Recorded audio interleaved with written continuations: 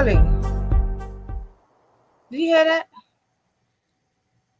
No. Hello, hello, hello. Oh my gosh, I'm live. Good evening. Welcome to Poetry and Perspective with Placide. I am your kind hostess, Cindy Placide, and of course, here with me is Jomila Silis on our every 2 week segment about grief and grief support. And today is no different. We have a very special episode for you. Sorry for the late. I know.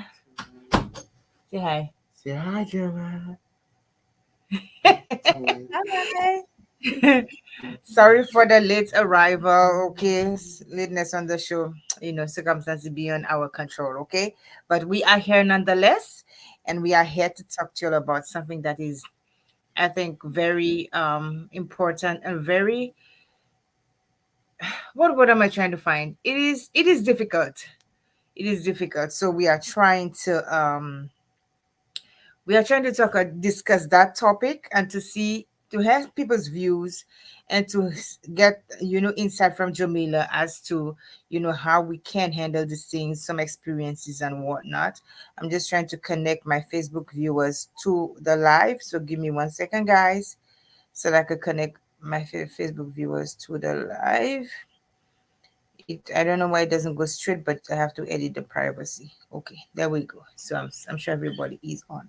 All right. So yes, guys. So how do you begin to accept or tell family that a loved one is dying or has died? So Jamila, welcome. Hello. It's over to me. Thank you, Cindy, for having me again because this is our regular segment now. We can call it Grief Talk. Yeah. Yes, yes. So, yeah, thank you for having me. Thank you, viewers. Hi, good night to everyone who's on the live at this moment. We do apologize for the lateness. The lateness is because I was running late from work. So I do apologize. But we are at here now, and our topic is so befitting because this week and even up to today, I lost a patient. So that is such a befitting topic. How do you accept or tell families that a loved one has died or is going to die? There's no way to accept that. I don't think there's a way to accept it, but there's a way in which you can do it kindly and nicely. Mm-hmm. Because Cindy, I was always, and even up to today, I was on that side of the phone call where I am the one who does the call. So, Yeah. as I say, like, let's draw the viewers into the world of what I do. As a Mm-hmm. nurse, I am a nurse. I take care of everybody, well patients, end of life patients, and people who are medically fit to go home. So Mm-hmm. I looked after everybody. I meet people from where they were really sick to where they are well enough to go home, but also some never, some don't make it through that door. So on on a day when a patient doesn't make it through the door, and that person has become part of your family, somebody you've been looking after for, let's say, 3 or 4 days. If you do 4 days for the week, you've been with that person. That person has become part of the family. You have now built a bond with the person and the person's family. And it is also difficult for us nurses, but we do not run away from the fact that we have to face it and tell families that your loved ones is going to die. I have working in the field, I have learned where where it is close to the time and when it is about to happen. And most times when we realize that this person is about to take their few final breaths on earth, um we make the phone call. Okay, And it hold up is a second. not. Hold on a second. This is so I'm thinking about my own experiences, okay? And I know everybody is different because, I've always said that I held my daughter in my arms as she took her last breath. Mhm. But for you as a nurse, you just said that you can, being in the profession all these years, you can basically tell when it's coming. What is that like? I mean, explain to the viewers. There, What is how there are what? symptoms. There are symptoms that tells you that a patient is actually dying. So basically, their breathing start changing. Some of them it becomes very sharp, very slow, very fast, and you can tell the facial expression, the color in the skin is starting to change and everything like that. So there's that at that point where the breathing starts to become labored. You Mm-hmm, have to, we will make that phone call, and the family has already given you permission, so therefore it's not you intruding on the family, because let's say this one is an expected death. So mm-hmm, in an expected death, the family would have already been briefed, they would have already been told that this person doesn't have long to go, they are at the end of their life, and that's what we're going to do for them. We're going to make them comfortable, we're going to ensure that the journey, um the final days on earth are transitions, are pain free, and it is done in a dignified way. It is done in a manner that is dignifying and comforting to the person. And that is also the patient wishes as well, because a lot of patients are involved in the end of life care. mm-hmm, So when you do that, when the briefing becomes labored, it's we would call, I would make a call, I would ring and says, "Excuse me." Some most times, if it's an elderly person, the next of kin is a daughter, a son. So mm-hmm. at that point, I would make the call and um, so and so. I think you should come in to be with your parent, or to be with your mother, to be with your father, to be with your uncle or your sister or your aunt. So at that point, we will make that call. We will not actually tell you that the person is dying or the person has died. We will Mm-hmm. just make the call and say that we think it is time for you to come in. Most families will tell you they will be there in 10 minutes, in 20 minutes, depends how long it will get them to get Mm-hmm. to the hospital. Okay. Now, there is the flip side of the coin where the family might arrive and this person is no longer. So Wow. now what we do in that scenario when when the person is no longer and the family arrive, we Mm-hmm. now would say to them that I'm afraid to tell you that your father or your aunt or whoever has passed on. The first question a lot of people would ask us normally would be, were they alone? And that And was a question I was going to ask you next. What is the initial reaction when they get there? If the person is alive, still alive, what is the initial reaction? What are some of the things they would say, or how do I know it's going to be sadness, but is there shock? I mean, what do they say? well, a lot of the time it is not shock per se, because some of them already know that it will be happening. But a Mm-hmm. lot of the time it will be like, for instance, some of them are very thankful. They will tell you, I am very thankful for what you've done for my mom, for my dad, for my Mm-hmm. aunt, my uncle, or whoever it is. So they will say, I'm very thankful for what you've done for them, the way Mm-hmm. you've cared for them, the way you have made them, um, they look so comfortable, they look so peaceful and stuff. So they Mm-hmm. would thank you. And then when a family goes into that room, we would offer them a cup of tea or something. Normally, I would. I don't know if everybody would, but Mm-hmm. normally I would offer them a cup of tea. I would offer them something. I'd have a brief conversation with them and ask, is there anything you would like me to do for you at this present moment? Is there anything Mm-hmm. you want from me in this present moment? And majority of the time, they decline. Mm-hmm. Most times, they decline what you offer. So that is the point when they are expecting the death. It is easy, and they come in and they sit, they go to the bedside, they'll sit with their family, and if By chance, whilst they're there, the person takes the last breath, they comes out and you see the tears. And then most time we take them aside.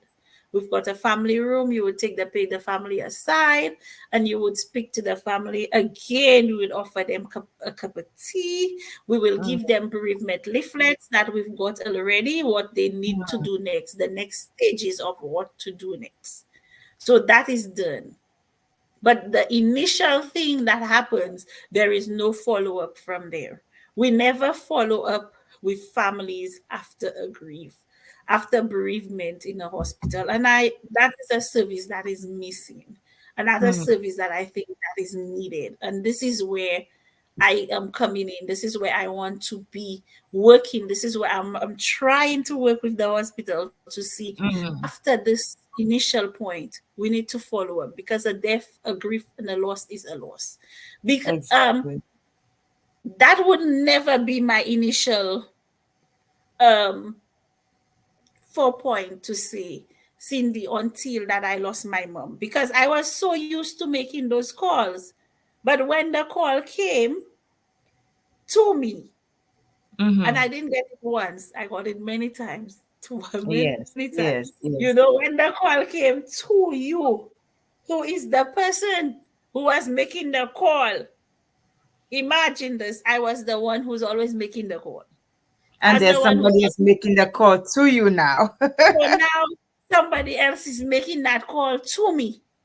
It didn't hit me until the Mm-hmm. time that when somebody else made the call that I realized, oh my God, is that how the person on the other end felt? Is that how the families feel when they receive a call, especially when they wasn't expecting a death, especially when they were expecting to come in and take Mm-hmm. that person home, Mm-hmm. you I know? don't know. Hold on a second. Let me just. I'm taking this in, but let me take a moment to acknowledge our viewers right now. I would like to say, for those of you who are on, welcome to Poetry and Perspective with Placide Grief Supports with Jamila Silis and Cindy Placid, and we have Natural Vibes Essential watching Elisa Polius. Thank you for being on the live.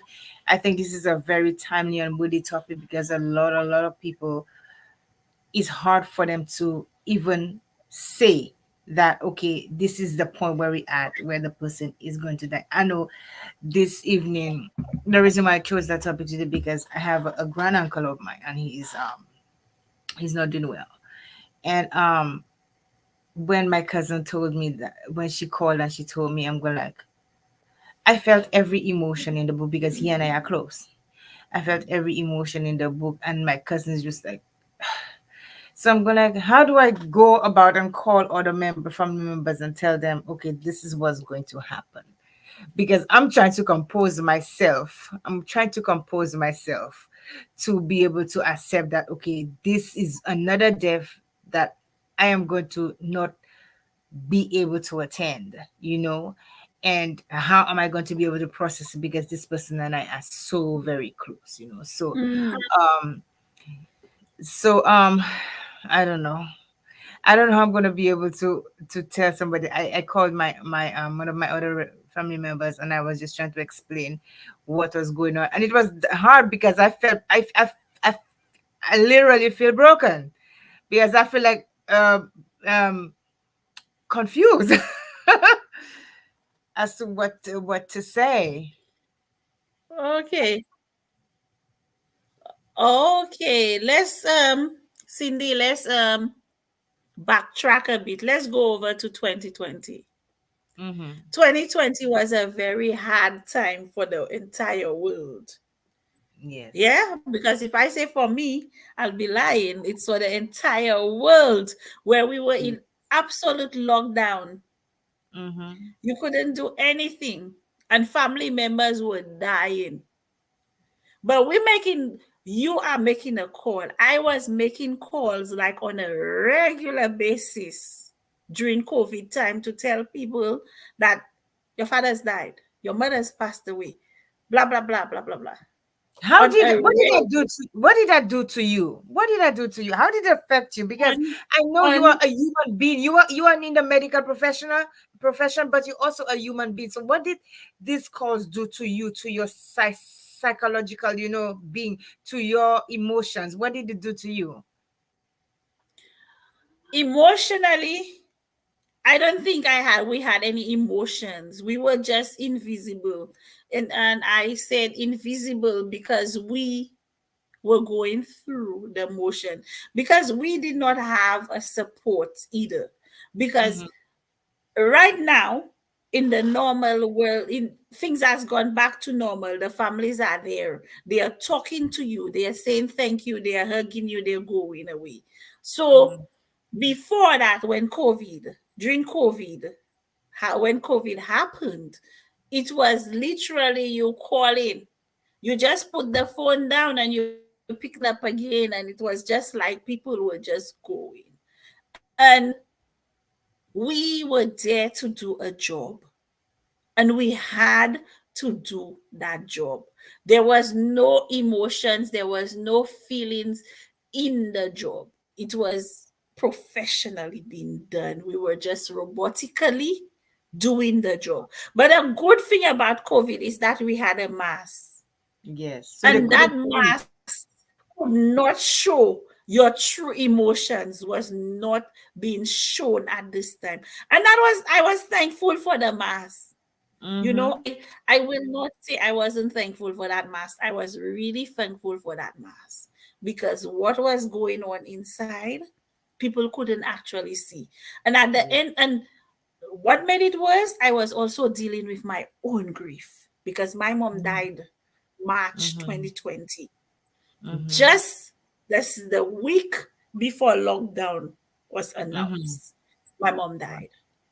So Wow. therefore, I cannot go anywhere. I got the Mm-hmm. call, but I couldn't go anywhere. The only place I could go was work, home, work, home, work, home, work, home. Mm-hmm. And that was the our how we do it. But the hardest thing about it was, when it really dawned on me, was the fact that, you cannot see your dead mother, but you are calling people and telling them that their parents has died. They too cannot see that. They too could not give that ritual of a funeral, that Mm-hmm. ritual of wake. Mm-hmm. Some culture, there is wake, there's the night, Yes. there's the things that people would do for their loved Mm-hmm. ones, and COVID deprived them of that. And that Mm-hmm. was when grief really, I saw death and dying in a different light, because at that point I was physically present, Yeah. wrapping bodies for morgue, but inside my heart was broken. I became numb. I couldn't feel. I wasn't feeling. At that point, I was just talking to people, blah, blah, blah, blah, blah. Your father just put the phone down, go about, wrap the body, because we know they're not coming. We are not keeping that body any longer for anybody to come. No one Wow. is coming. No one is going to see that face for the last time. Nobody. Not even the brother, the sister, the uncle, the mother, the child. Even if you are the only child, you wouldn't see that person again, because that person is wrapped up. You're not allowed to even come to the hospital. You weren't Wow. allowed. Yeah. So So that phone call you would have to make is just a very short and simple phone call. Your mother or your loved one has died. at that point, we have to say it. Mm-hmm. Your parents has died. There's no way at this point to say that, could you come into the hospital because your family, Oh, your mom. sorry for your loss. Oh, So wow. at that point, you have to be honest and say, did Yes. they accept it? Were they able to process it? I don't know, because I couldn't see their Mm-hmm. face, but I could Mm-hmm. have, I could talk to them. Um, Mm-hmm. but I knew what it might have felt like, because I was at that very position, at that very Yeah. state in Yeah. my life where I know I have to. But I am thankful because I got to do that ritual of a funeral for my mother. Mm-hmm. But people didn't, you know. People didn't, but I got that closure that I needed. And right Mm-hmm. now, a lot of people are walking around without that closure because some bodies were cremated, you know.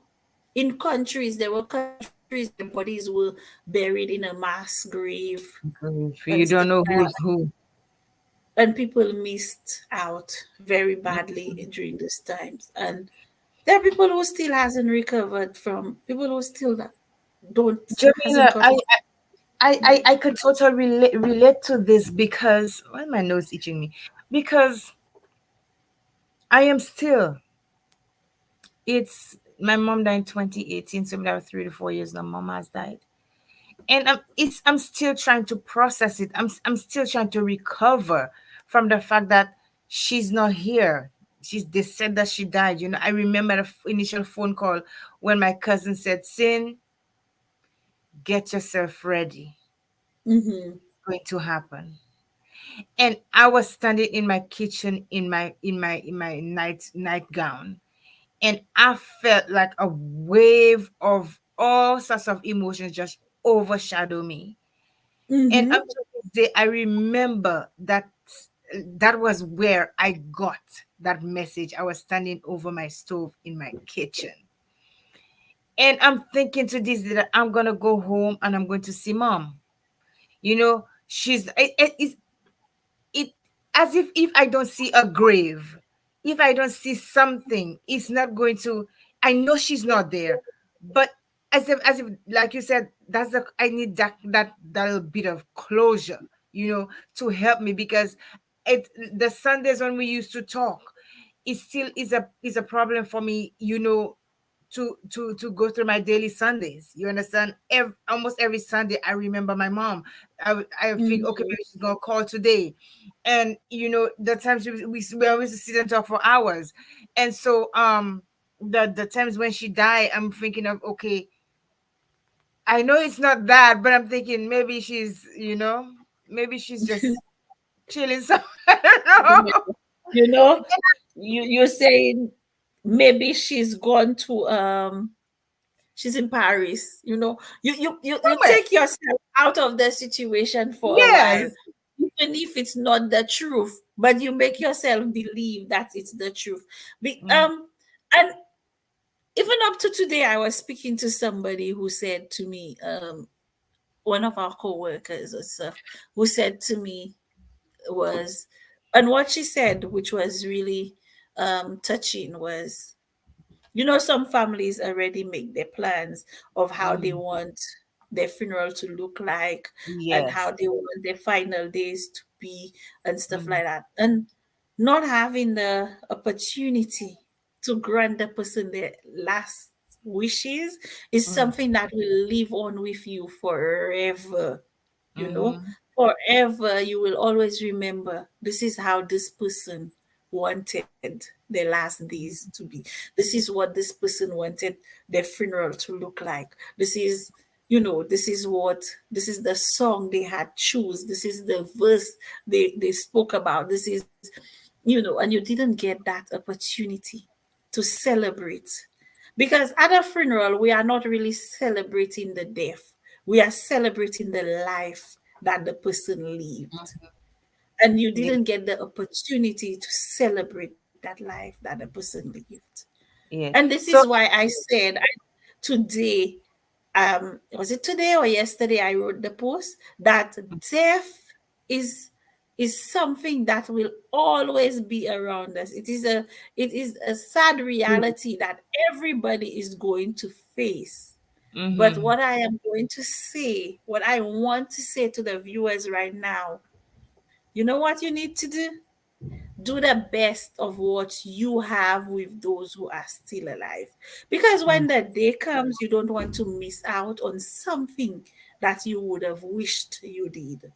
Don't let mm-hmm. money be a hindrance. If you want to take that trip, take the trip. And don't The and big one of the things, One of the things, so I also believe too, is sometimes there's sibling rivalry in families, and I would say I'm not going to go there because I'm not talking to my sister, my sister or my brother. I think that's the worst thing you could do, is to deprive yourself of the chance to see that person and do things with that person that you know that is going to go for the last time. You understand? To deprive yourself of that, or deprive any of the other family members of that. You know, a lot of people are guilty, are grieving guiltily. Yeah. And let me explain why I said that. Because during COVID, there was a lot of people who had unresolved issues with their family. Mm-hmm. They didn't get to solve that issue, and they didn't even get to even see the person's face, or permit that person a burial. You know, they didn't even get to say that I'm sorry. And if COVID hasn't taught us a lesson, I think we should learn the lesson now, because you will not, being guilty and not because you didn't get the chance to appreciate your family. There's nothing there's nothing in this world that is valuable than family, because when you leave this world and your family leave this world, the thing that we were valuing above them will still be there. Mm-hmm. The thing, Wow. the education that we put above the loved ones that we have, the trip we put above going to see our mother, the trip we put above going and spend time with my mom, that trip will be there for Mm-hmm. forever and a half. People who knows me know I always in St. Lucia. When I was a serving member of the army, Mm-hmm. my friends and my colleagues used to ask me, is St. Lucia the only place you know to travel to? And I would say yes, because that is where the people I value the most in my life is. That Mm-hmm. is where the person that I cherish and love the most in my life live. I don't mind if I did not have the money, I would have find that money to go and spend the time with my mother, to go Mm. and spend the time with my siblings, you So know? yeah, so Jamila, let me get back to the question again. And I don't know. Mhm.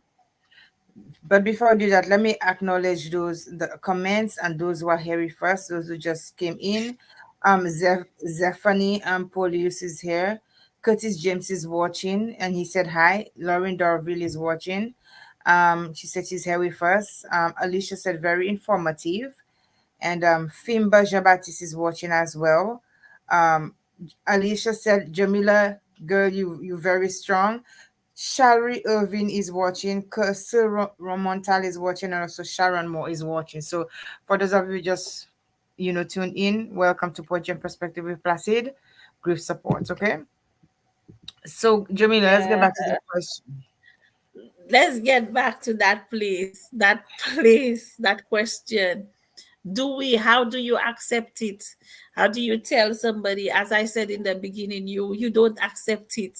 You cannot, no matter what you say to the person will make them accept it, because in the initial this initial time when somebody passed on, there is this initial denial, there is this initial shock, and there is this initial unbelief.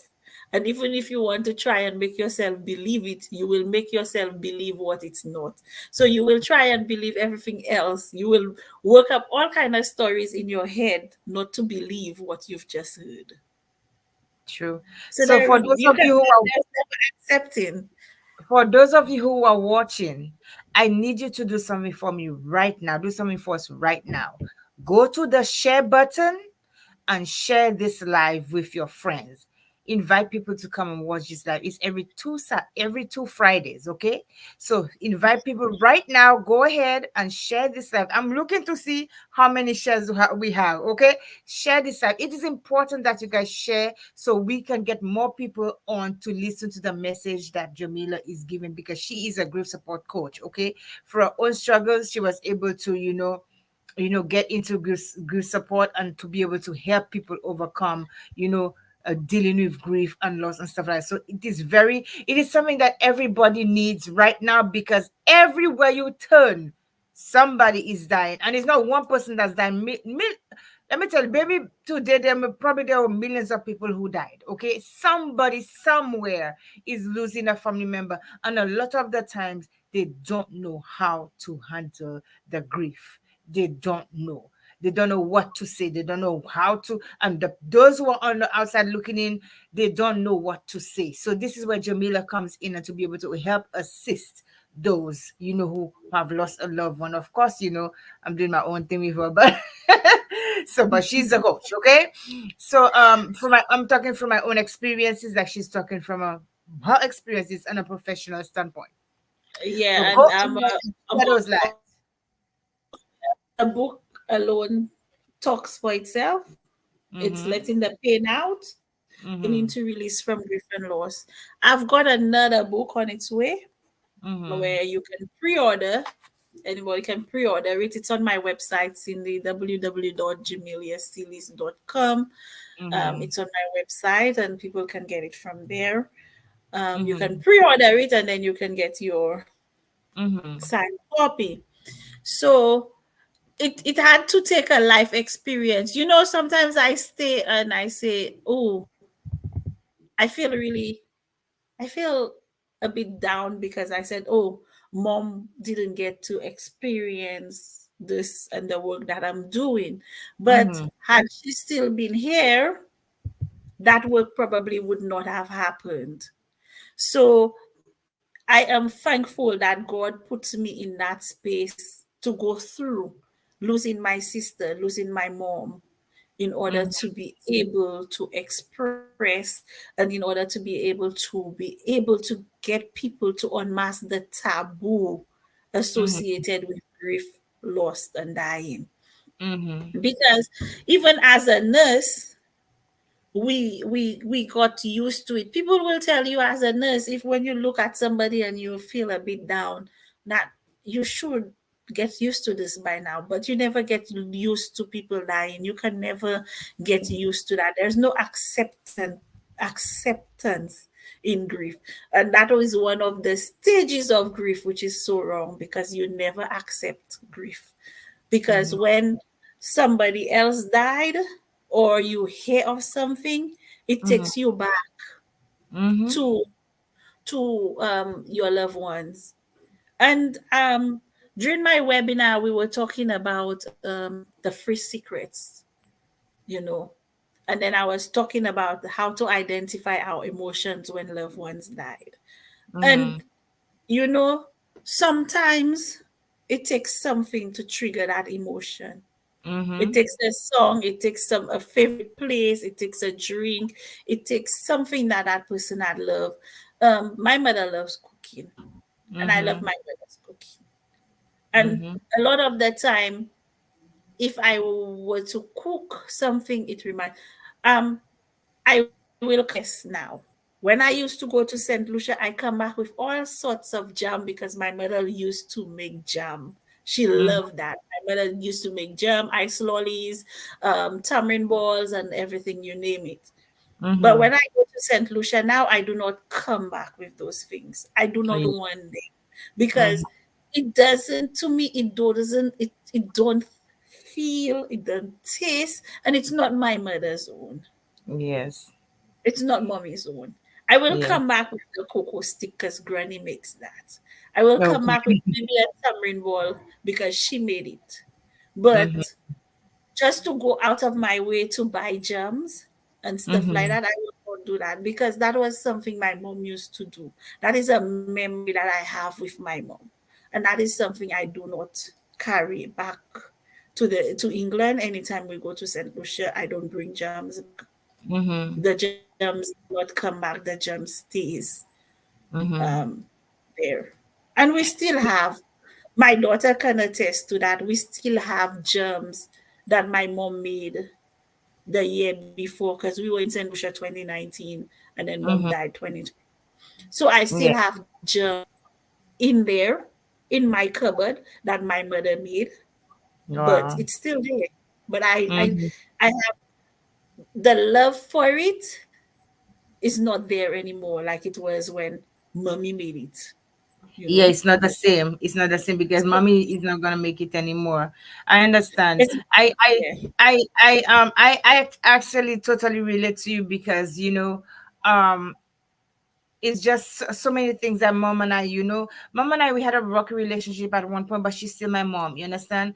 And I know, we had our patches, but we enjoyed a lot of good things together. And when these things come around, like my mother loved country and western. She loved to dance. She was a DJ as well. And I saw somebody at the event that I was in New York. Um, playing a lady playing western. She's one of my old classmates, and it brought back memories of my mom, how she loved it. And like you said, your book, letting the pain out, it deals with grief. I'm trying to see if I can find your book. It deals with grief, and I'm trying to see if I can find your book. It deals with grief and grief support. Also my book When Life Stood in Silence. Let me see if I have it. I suppose to have your book. My book When Life is Stood in Silence, actually it is talking about my loss and my grief. I put my every emotion into that book. You understand? My Mhm. every Yeah. emotion, where I was suicidal. And if somebody do not know, do not understand, if they really understand, they'll see that this is what it's talking about. The pain from my loss, the pain from my grief, and how badly it affected me when my daughter died. And although my daughter was a little girl, she didn't know, but I still felt, a great sense of what could have I done? What could have I said? When I called St. Lucia to tell that my daughter passed away, I couldn't even say anything.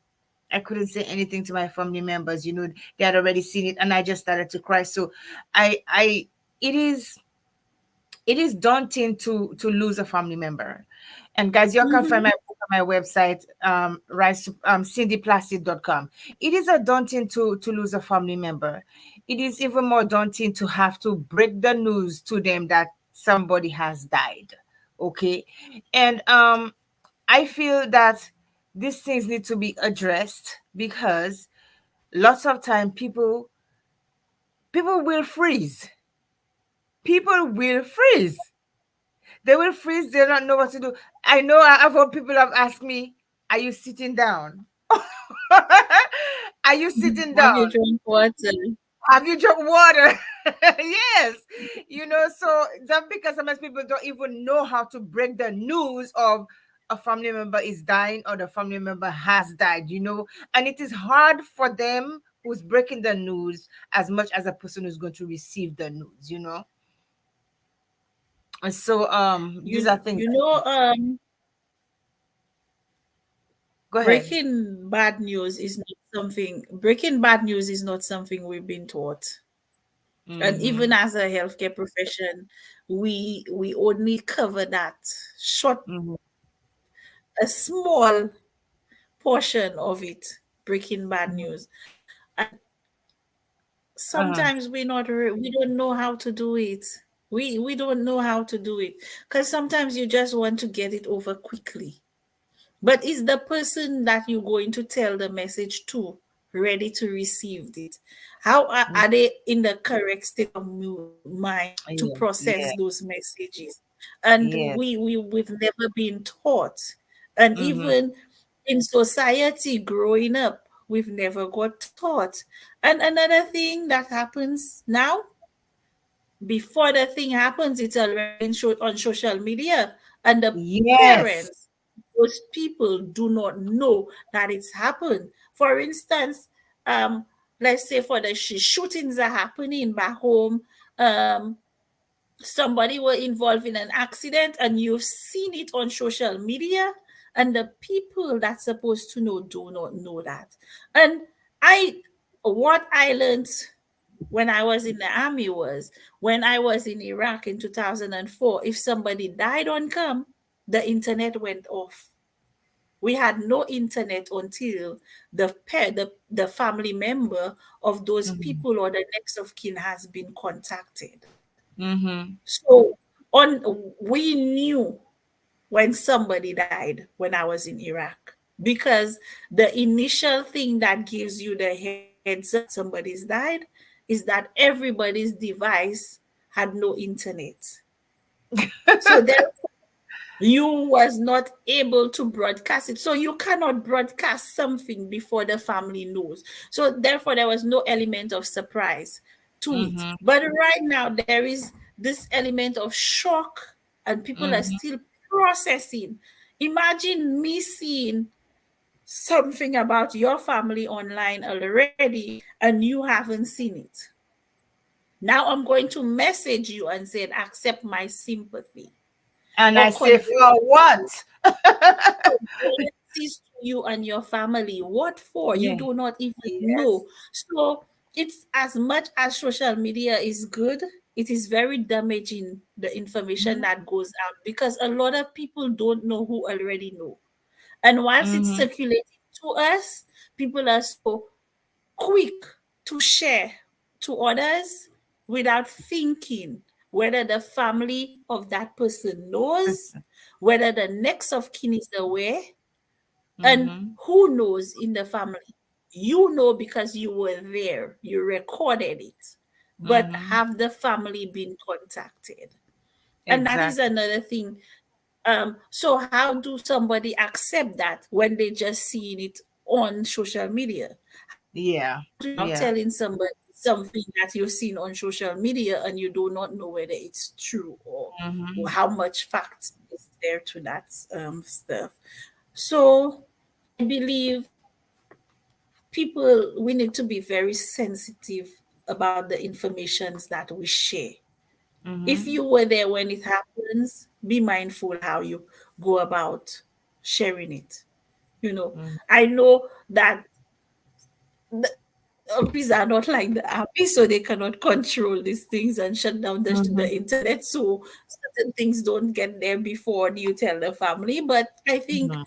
during that time when we were in Iraq in 2004, it's a time where it would be surprising for somebody to know your son or your daughter went away on a mission and they didn't come back, you Mhm. know. That person died. So even from there, those points, people has been dying. People are dying around us every day. Even now, as we're speaking, people are dying Yeah. around us, and people are. It's hard for the person to process the death of somebody they've just seen this morning and somebody they just saw. Somebody you sleep by and the person you wake up in the morning and you think that person is still sleeping. And then only to Mhm. find out an hour later, you go back and you went back and call the person and tap them and see that person died in their sleep. So how do you breaking the news is not something we've been taught, but Mhm. we have to try and put ourselves in the person's shoes and realize how do we break those news? How would it be processed when we do those Mhm. news? And I think too, when we are breaking news to people, especially sad news like that, because imagine, I'm thinking of a mother who whose son died suddenly in an accident. Would you just say, um, I'm saying it in pattern. If you are just smaller, oh, your son just died there in a motorcycle. I think when we're breaking the news, we need to talk in a slow and gentle manner, in plain and simple language, and not over exaggerate it, or say it in a way that is going to cause the person to panic. Because sometimes Mhm. there are people who have died when their family members died from a heart attack because of the way the news was presented. So we just may want to warn them, and make the shock of it less, and I think that is gonna help as well. You know, the shock of it will never be less, Cindy, I because know.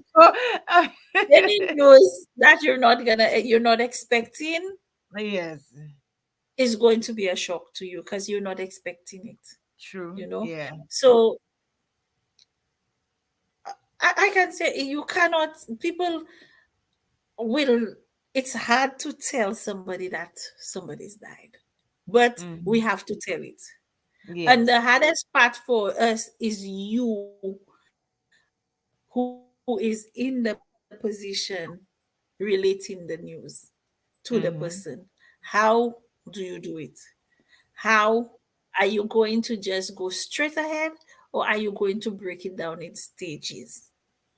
And that Hmm. is where we have to understand sometimes you don't go straight. Sometimes you Hmm. have to be gentle and break it down in stages. Yes. But then Yes. again, you have to put it in the other person's shoes. Sometimes that person wants to get over that information quickly. That's Because true. I want to get over, I want to relate that information back to you and I want to do it quickly. So I will Hmm. come and say, um, well, Susie died. Now you will be asking me, how did Susie died? What Hmm. happened? Where Susie was? Susie was supposed to be here. Susie was supposed to be there. And a lot of the time, when you're relating bad news to people and you're telling somebody that somebody's died, and the person know that the person was supposed to be at a certain place, the person has a lot of questions before they Yeah. accept the fact that you've told them, because they are so in denial already. They will tell you, Susie was supposed to be in school. Susie is in school. Are you sure you're talking about my Susie? You know, Susie. like saying in the part where Wasi ese Ishmael, uka pale what pa Ishmael, Yes. uka si pa Ishmael where Ishmael te just la. Ishmael just Yeah. this and Shmael. So at the end of the day, the person is just telling, the person is in denial already. The person don't even understand what you are telling them themselves, because they are Hmm. basing in their mind the person is Hmm. where they last saw the person.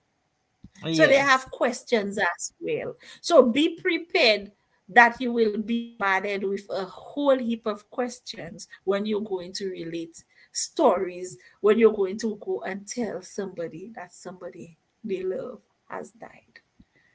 That is So so true. I yeah, hadn't even thought about that part. you have to, because as I said, when sometimes when the family comes and it's not an expected death, they ask Mhm. you, were they alone? And that's a lot of the questions I get. Were they Mhm. alone? How long ago? So Wow. sometimes mwedi anti mati, mwedi mweti ya shamla. But sometimes I wasn't there. But Oh my if that goodness. is going to make them feel better, to Mm-hmm. know that I was there at the time, Mm-hmm. I can Yeah. say, yes, I was just with them when they took their last breath. Sometimes Well, I'm lucky enough that I am there. Sometimes just turned my back and I did not see. But at mm, the end of the day, you just say, we were there. Somebody was there. Um, but sometimes you don't see. But if wow. that's what's going to make them feel better, you just, okay, we were just doing this and then we just turn our back and we came back and then the patient's gone. And these So are these are it these is are these a are lot of actually them. these are actual realities of what happens sometimes. You there, you speaking to the person, and all of a sudden you turn your back, she's the Yeah, person is gone, this is all. My very first encounter with death as a student nurse was, um, I walk into my shift. I was very excited. Student nurse coming in, bouncing, bouncing, arrive on the ward on time. I was early. You're excited. You're getting into this new job, this new role, and you want to learn, eager to learn. And I had this lady, and the lady asked me water, keep asking for water, and I gave her water. She keeps saying, I'm so thirsty there. So I Mm-hmm. gave her water. And as soon as I gave she the water, she drank the water, and all I heard was now Oh at my that goodness. time I wasn't familiar with the signs of the breathing when it Yes, becomes yes. labored, when it starts cho- um, change talking and all those different stages of the Mm-hmm. breathing when they're leaving, when they're ready Mm-hmm. to take this time. I wasn't familiar with it, but this lady was talking to me. She asked me for what I gave her water, and that was it. Imagine that. She was gone. Within Wow. seconds, she was gone. So by the when the family came, I was there. I gave her water. She asked for water. So I saw her take her last breath. So Okay. it So was comforting to that family because they was happy that somebody was with them. somebody was there. Yes, yes. So let me say hello to some of our viewers as well. We have Mm-hmm. we have who else is joined us? Sharon Moore joined us. Jacob Emmanuel is watching. We have Sunshine James, Mervyn Rosary, Delma Bedwood, Arkida Joseph, and Jacob said hello. Roland Norris is watching as well. So we have a few people watching us, girl. Yeah, the So, viewers are free to ask questions, whatever question. they want to Yes. ask. They are free, and I will try my best to Mhm. to answer it as much as I can for them. And yeah, but it is what it is. Death is gonna happen. It's going to be Mhm. hard for us to accept it, but it will Mhm. happen. We haven't gotten there yet. Some of us has never experienced it, but when you do, just to let you know, it's going to be very painful. It's going to be very hard to accept it at first. It will be the people. A lot of people describe death as the worst pain they've ever Mhm. experienced in their life, especially if your relationship with that person was the best and was tight, you know. I can tell So, you, I can tell you from the get go, losing my daughter. I had lost my grandmother and I went into a downward spiral, okay? But losing my daughter that I was so looking forward to was the worst experience I had ever had in my life. I that took me to a place that I never known that existed inside of me, Jamila. It took me to a place that I did not want to I did not want to experience. I don't ever want to experience anymore. My mom died, it was difficult, but the loss of my daughter, it was so traumatic, the most traumatic for me as a person. Worst thing. mhm. Yeah, and that's the thing. That's the saddest reality of life. And we will all, as I say, I cannot stress on the fact enough that it is a natural part of it is a part of life. Um, as I said, I think with one breath we came into this world, and with one breath we leave this world. And We when cannot stop death. the specific We cannot delay it. We cannot cannot stop it. Mm-mm. so just as there is wherever there is life, there is death. So Wow.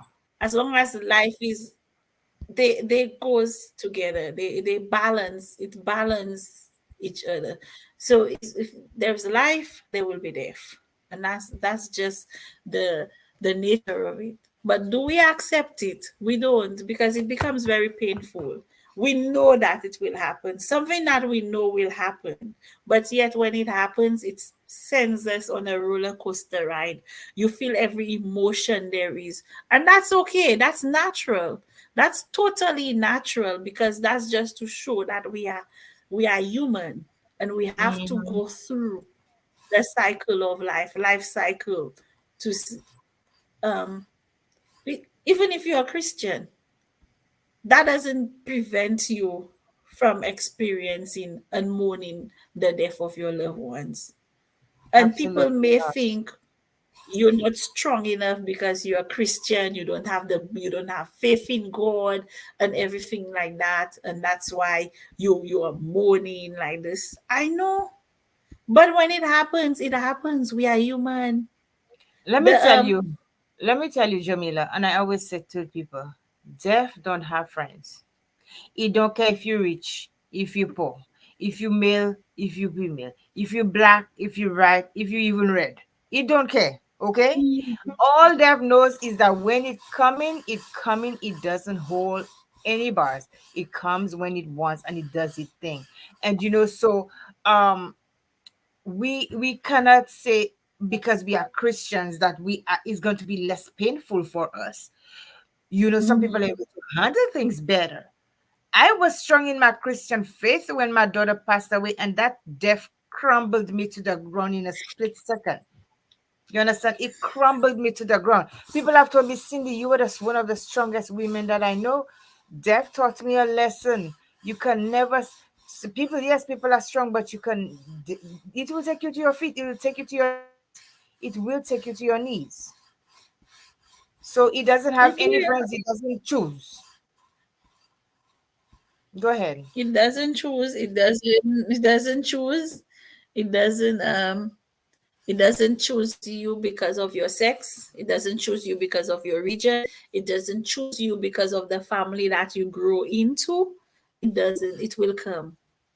Mm-hmm. You cannot stop it from coming, even if you're a millionaire. You cannot pay that.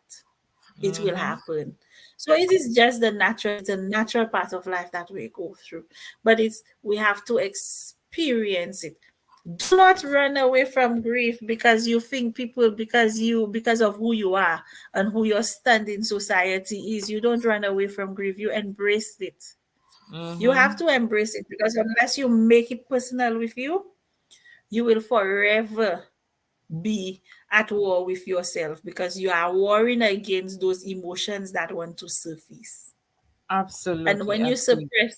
when you're suppressing those emotions that want to surface, you are you are causing more danger to yourself. And Yes. you have to feel it. Just embrace your feelings. Make it personal to you. People can say what they want, but at the end of the day, you know what you're feeling. You know what you've lost. You know what your person meant to you. You know how much you're going to miss the person that you loved. You alone knows the relationship you had with your person. And yes, people will turn around and say they're in a better place. That's what society has taught us. And it's a taboo of what society has taught us because we don't talk about grief a lot. We don't talk about the what happens when somebody dies. A lot of people put it in the polished version, but they've been through it before. We are not the only people who's just going through it. Those who has been before us has experienced that death. Because even in the Bible will tell you how many days so they grieve for the loss of the of people in the Bible who's passed away. Um Mm-hmm. God gives us his only begotten son. He gave us Jesus, but he also felt the pain when he died on the cross for us. But listen, Jamila, Jesus, when Lazarus died, he was Jesus's friend. Jesus wept, you know? Yes, and that's the shortest verse in the Bible. Jesus Yes, wept. yes. So he cried because he knew the feeling as a human. That's why he came in a human form. But Mm, I'm saying this to say that no matter how strong we think we are, I thought I was a soldier and I thought I was a nurse, and I see this thing every day. I see mm, death. I see people dying every day. But not until it happens to me, not until it came knocking at my doorstep. Although I had people who died before, family members who had died before. But when mm, my people who are in your inner circle, because you got that circle, and mm, the closest, the inner circle is those people who are dearest to your heart. So when it and happens to the inner circle, mm-hmm, that's when everything else doesn't matter anymore. That's when everything else just everything you knew. Everything I Mm-hmm. knew, everything I know as a person, everything I know about myself wasn't Mm-hmm. true until I experienced what I experienced. I used to think I was tough. I used to think that, oh, I don't cry easily. I used to think so. But even though I don't cry, I feel it. And even though I try to put on the brave face, it was still there. I was still warring myself with those emotions. I had to allow those emotions to surface and I become familiar with them. And I know when Mm-hmm. they are coming. Even up to now, I know when they comes. Mm-hmm. Even when other family members died now, I can feel it. I know those barriers that I put up is no longer barriers anymore. Those barriers has broken. So now I can feel. Because a lot of the time we didn't allow ourselves to feel. But Mm-hmm. now when you can feel the death, you can feel this hurt, you can feel the loss, you allow Mm-hmm. yourself to feel it. And you know when it comes and you know that Yes. this is So, what's coming. This is what's yeah. going to happen. So Radio International said, "Hi, my people." He said, "You will only mourn if you love, and that is a true and valid statement. You will only mourn if you love. If you don't love, you cannot mourn for that person. Only mourn if you love. That That's is a really, yes." And we have Brenda Lynn in Charles is watching as well. So, guys, this topic here on grief is going to be, there are going to be so many facets to it. You're going to learn so much, but I need you to share this live on your page. Share it, and invite people. Our next session will be, let me look at my calendar. Our next session, if you let me see, look at my calendar, will be, guys, it will be, today's what? Today's the 14th. So it will be on the 28th. Do you have anything? So the see, sorry, I won't be around. I'll be in Austria. You'll be in Australia. Okay, all right. So we're gonna Yeah, let you know when I'll be traveling, so that will be we'll do it on the 4th, on the if 4th. that's Yes. okay. Okay. Mhm. Yeah, that's fine. That's Yes, so fine. let We'll me be on the just 4th. say hi to my families who's watching Radio International. Hi, Coco. Thank you for joining us. Mm, Sunshine, Sharon Moore, Alicia, um, everyone who's watching. I cannot mhm. see the name. Cindy was the one who's just feedbacking who's there. So if I miss anybody, I just want to say thank you guys. Our View for Love community. Thank you Mhm. guys for always showing up and for always And supporting supporting. us. Yes. Um, I just want to say thank you for the love, guys. It's awesome to be here. It's awesome to be doing something that's touching Mm, lives and changing people. yes. You know, And um, if you would, I would yesterday love to see. Go ahead.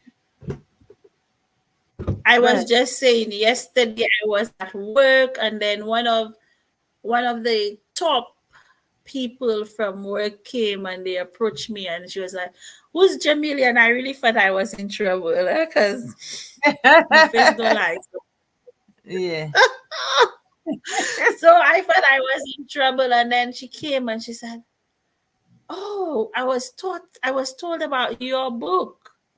And she said, Mm-hmm. "This book, we would like you to be doing wellness training because there's a lot of nurses who are still grieving, who are still in this space, who hasn't recovered from our Mm-hmm. experience of COVID." And I was saying, wow, Lord, you had to take my mother to get me into a position like this where I can be an instrument, where I can be a vessel to work and to serve people who, Mm-hmm. although we are professionals, guys, we are professionals, but as professionals, we are still hurting.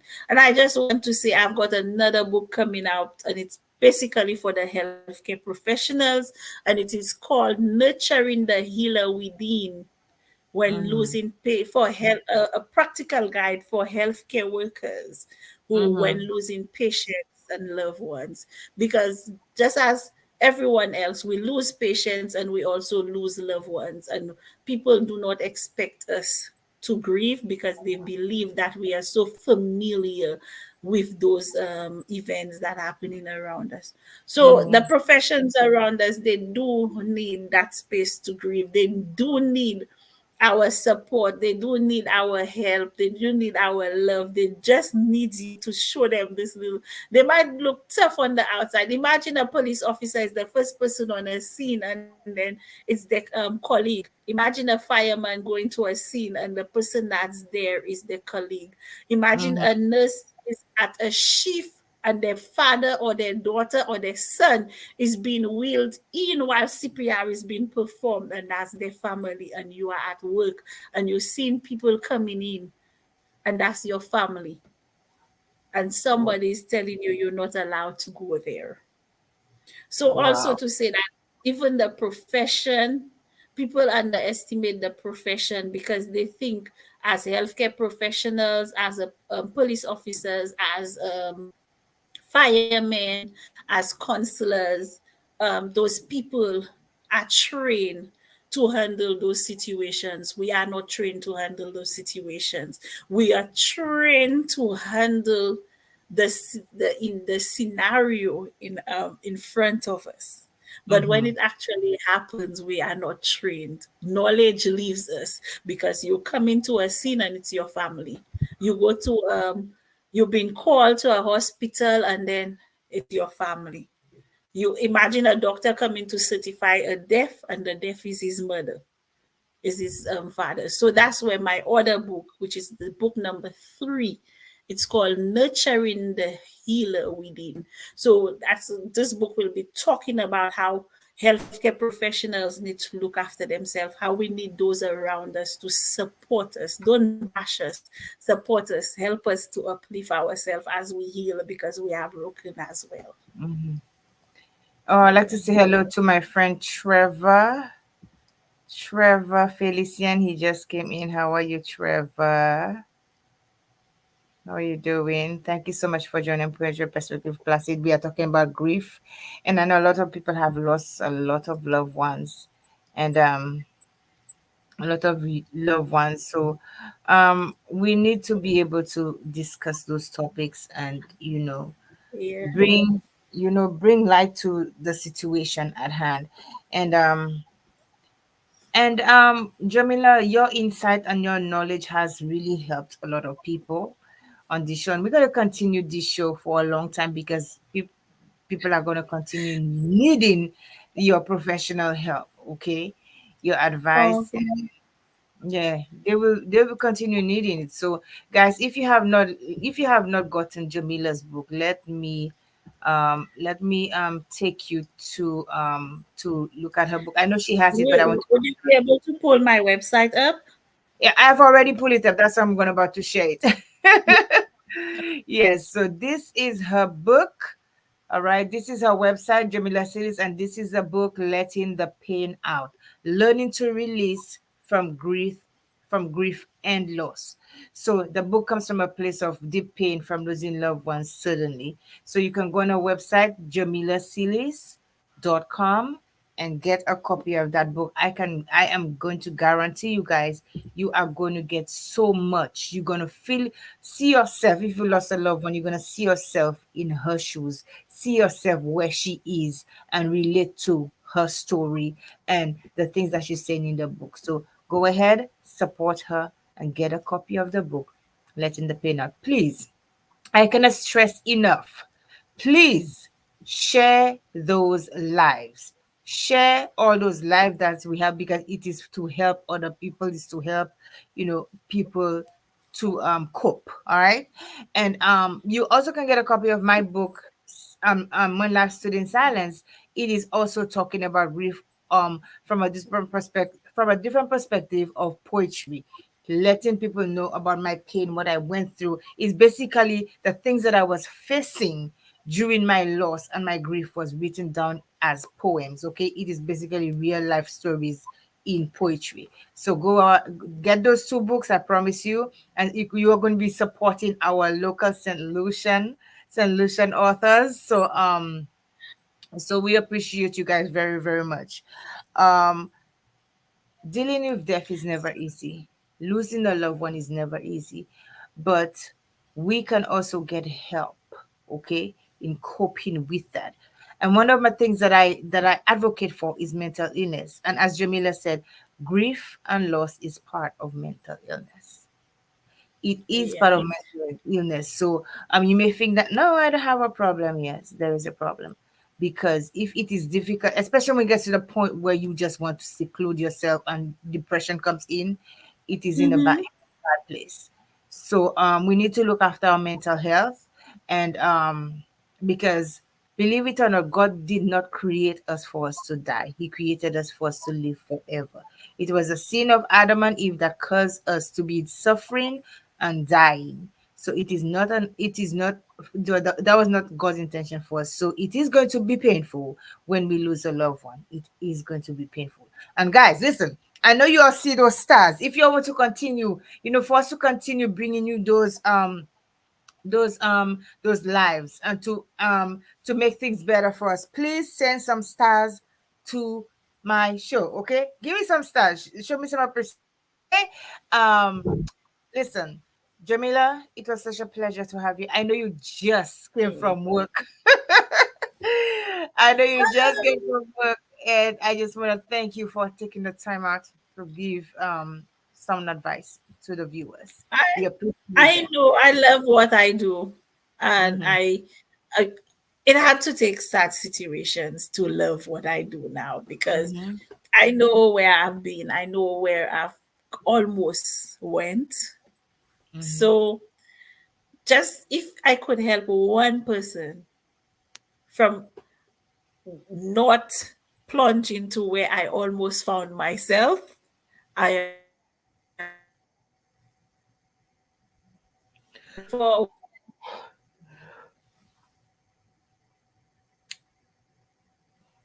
Breaking up a little bit. Yes. So she was saying if she could help one Cindy, person. Yes, I can hear you. You were frozen for a little bit. oh okay. Before I go, if we could tell our viewers, there's a free gift on my webpage. It's a free gift. I think it's free ways to dealing with sudden death. I think Mm-hmm. I can't remember the name of my head, but there's a free gift. So anyone who goes onto my webpage, they will first see to order how to order the order book, which is coming out when silence is golden. But as they scroll along the page, they will find themselves where there is a free downloadable ebook where if you're dealing with grief and loss of certain loved ones, there is free easy steps, free easy quick easy way to which is just there to help you. And everything that I share in there is things that I have experienced. It's not from anybody else's life. It's just my story, what I've experienced and where how I believe it can help you to move on from there. So for joining us on the live. You can just go on on my page and grab that free um, resources for Yeah. yourself that you can Thank you read. so much. And if it helps you, then you can order the books. You can order anything else. Um, and I'm working in the background to create a bit more stuff to deal with grief and loss. So as they surface and as they are ready to be introduced, you will, everyone will know. We will be able to share more about them with the viewers. So I Awesome. just want to Awesome. say thank guys for taking your time out. It's almost midnight over here, and yeah, it's almost midnight over here, and I am so thankful for being here with you guys, just being here sharing what I know and what I've learned from my own experience. It's just an honor to be doing this with you, Cindy. Thank you again for the platform. Thank you for your commitment to provide um, educating people and providing support and insight information to people who are grieving silently and want to be able to just have tapping into a little bit of information that I can share with them. Well, you're most welcome, Jamil. I wouldn't have it any other way because I need it as much as the viewers who are going through stuff. We need it. So, for Thomas, who's watching, I think from Ghana, said, "Great, I need to get it downloaded. I think I need it badly. I recently lost my wife. Oh my gosh, accept my sympathy. Please, I'm sorry. Did you hear Oh, that? yeah. Condolences to you. He said he Yes, I needs." did.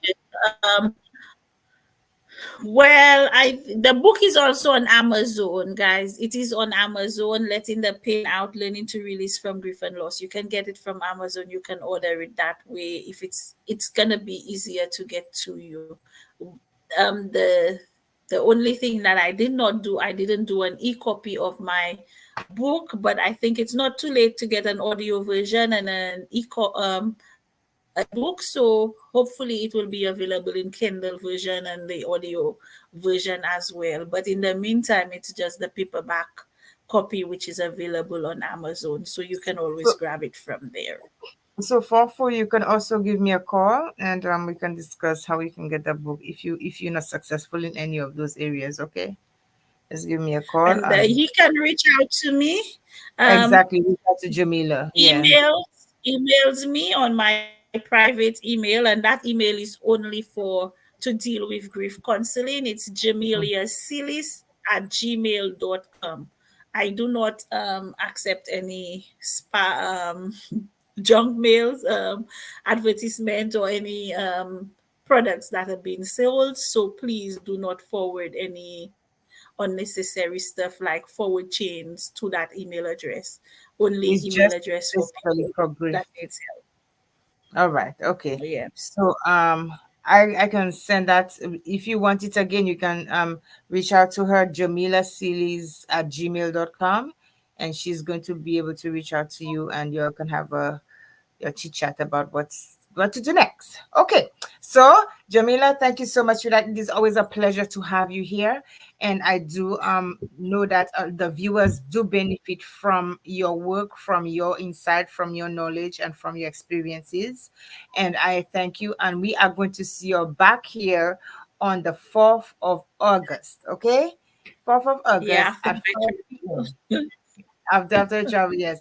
So at 5, is it 5 p.m.? Now if it is too hard for you for the 5, you can do 6 o'clock, okay? But I'm just We putting can that do out. 6. Let's just do 6 because right now I'm on an island. I'm working in one Mm-hmm. of the British islands. So it's about getting back from work is Mm-hmm.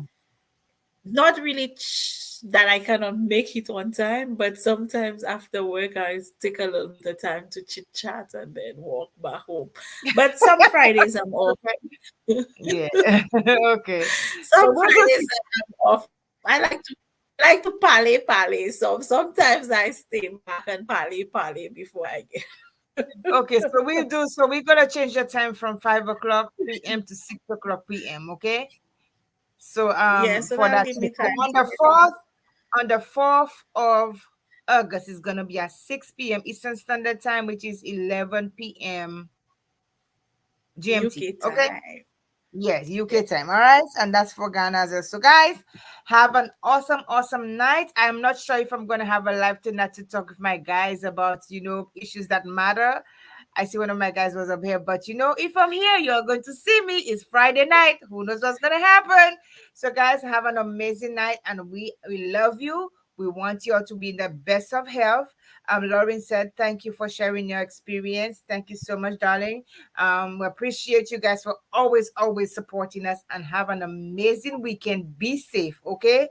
And protect your mental health. It is important. Have a good night. Bye. Okay. Bye.